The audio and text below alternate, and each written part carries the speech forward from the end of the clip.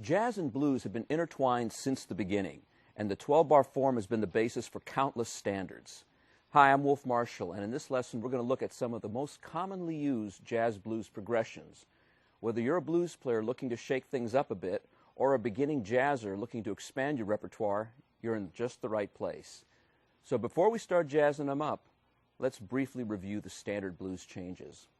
We'll work in the key of C for this lesson, but be sure to practice everything in all keys.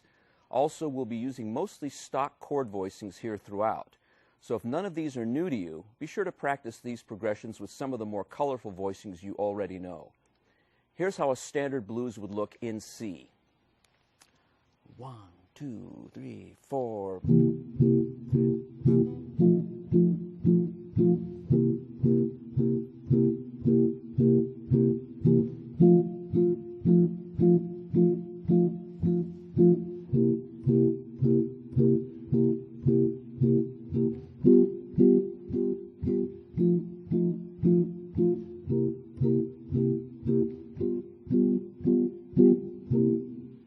So that's once through the form, which is sometimes called a chorus of blues.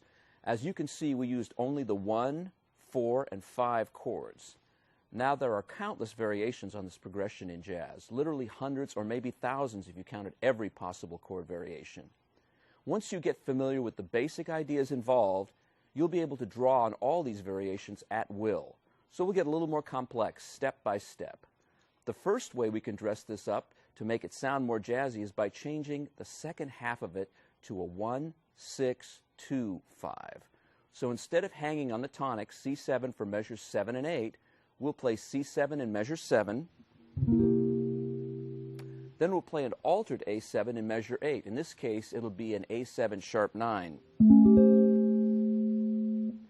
This A7 is what's called a secondary dominant. Specifically, it would be a 5 of 2. A is normally a minor chord in the key of C, but we've made it a dominant chord to increase the pull to the next chord, which would be D minor 7. That's the 2 chord which leads to the 5 chord, G7. After that, we'd repeat the 1, 6, 2, 5 cycle, but twice as fast, and that would round out the 12 bars. So altogether, the new progression would sound like this.